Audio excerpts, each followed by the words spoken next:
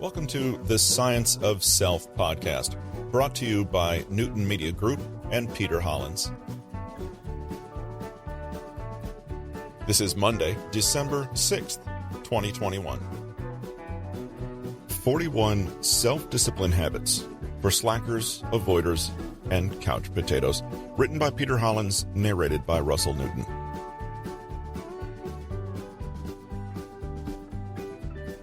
Put your goals where you can see them. In the above example, the tracking chart was placed visibly in the bathroom where it would be seen every day, even on those days where no actual weighing in would happen. This is no accident. You've heard the phrase, get it in writing. Well, goals are the same. When written down, they become more real to our unconscious minds and are more likely to be achieved. Writing goals down forces you to clarify them, put them into concrete words, and see them out there in the world. It's the first step to making them real. Written down goals, as well as visible tracking, are a kind of positive reinforcement.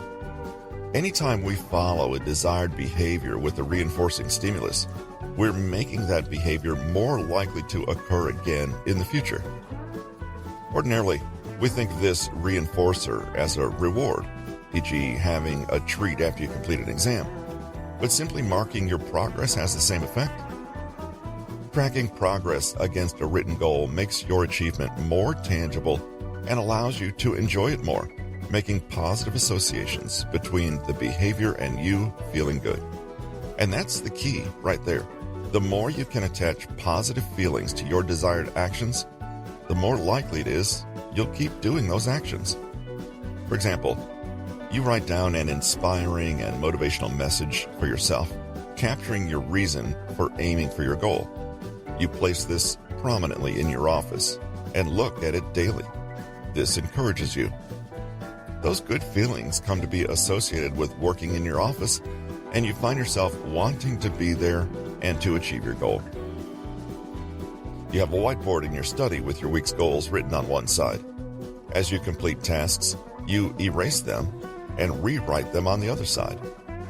Now you have visual evidence of everything you've achieved. Positive reinforcement, you're making progress, as well as a clear indication of what's outstanding. You have a jar filled with pieces of paper, each with $100 written on it. As you pay down a large debt, you manually remove the papers and tear them up, burn them, or throw them in the trash. Doing so feels so good. You reward and reinforce each $100 paid, as well as encourage yourself to keep going and empty that jar for good. How to use this in your life immediately? Firstly, make sure you're not shaming or scaring yourself into achieving your goals.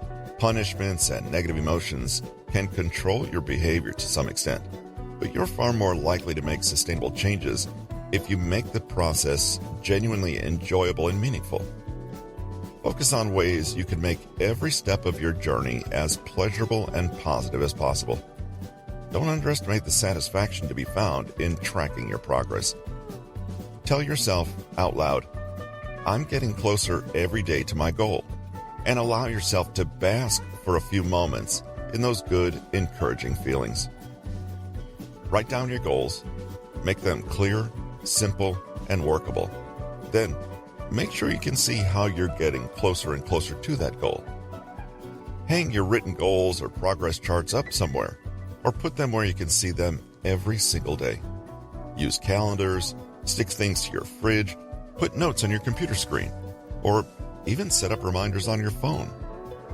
You can set a specific time every day to check in, perhaps noting that you've done one more full day without insert addictive behavior here. Pat yourself on the back. Visualize your outcome. Visualization comes naturally to anyone making a goal. We've all fantasized about what life would be like once we achieve our dream. However, visualization is not just daydreaming.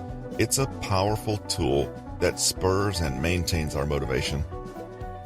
Visualization helps self-discipline. because your brain can't actually differentiate between real and imagined images. So when you imagine something vividly, your brain chemistry changes as if you're actually experiencing those images.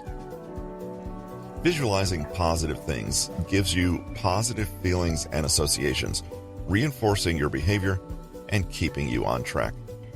This makes it easier for you to overcome feelings of fear and take actionable steps toward achieving your goals. So dreaming and visualizing are not magical. They prepare and prompt your brain to actually achieve what you're holding in your imagination. Your motivation spikes, your unconscious gets to work on finding creative solutions for your problems. You're programming yourself to expect a positive outcome and to recognize opportunities and possibilities in line with your dream. It's not a question of imagine it and it will mysteriously manifest in your life, but rather, the more clearly you can picture what you're aiming for, the more efficient you'll be at making that a reality. Athletes, for example, take pains to rehearse a certain move or play in their mind long before they train their physical muscles to follow through. The mental preparation lays the foundation and gives them the confidence, focus, and conviction to then bring that vision to life. In the same way that an athlete actually creates new neural pathways just by thinking about a certain action, you can do the same and start training your brain to behave as though what you want is already true in some sense. How to use this in your life immediately? You can use visualization to imagine a detailed and vivid outcome. This inspires and motivates you and creates a degree of focus and fearlessness. Example, imagine yourself crossing the finish line on marathon day. Or you could visualize the process toward your goal. This helps prepare and organize you, as well as keep you on track and help you predict and preempt possible obstacles. Example, mentally imagining yourself pushing through and achieving your training goals day by day. Literally picture yourself facing resistance and laziness and triumphing over it. Visualizing is a focused, deliberate act. Close your eyes and take your time painting a mental picture of what you want to happen. Play it out like a movie in your mind. Draw on all 5 of your senses. Imagine how the scene looks, sounds, etc. But most importantly, sink into how you feel in this image. This is vital. Summon up the physical sensations in your body, the emotions you feel, as well as any words, gestures, or facial expressions. This is what will really help those new neural pathways cement themselves. You can play around with your visualization. Some people imagine the image shrinking down into a magical pill they then eat or swallow, and then visualize it going into their bodies and powering up their motivation. Others might imagine a gold frame around an imagined scene, or imbue it with a specially chosen song or mantra that transports them into just the right frame of mind. Visualization can also be done via collages or vision boards. Collect physical pictures that capture the feeling you want to create with your goal and hang it somewhere prominent. Visualization is not just visual. You can use affirmations or specific phrases too.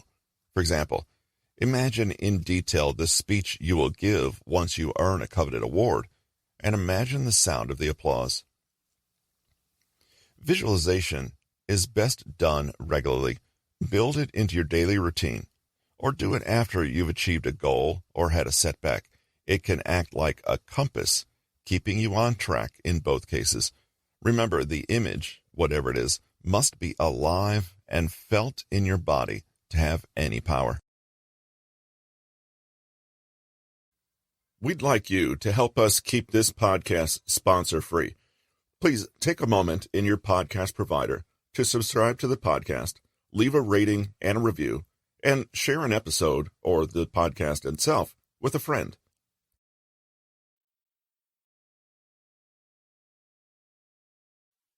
This has been 41 Self-Discipline Habits for Slackers, Avoiders, and Couch Potatoes, written by Peter Hollins, narrated by Russell Newton. Copyright 2021 by Peter Hollins. Production copyright by Peter Hollins.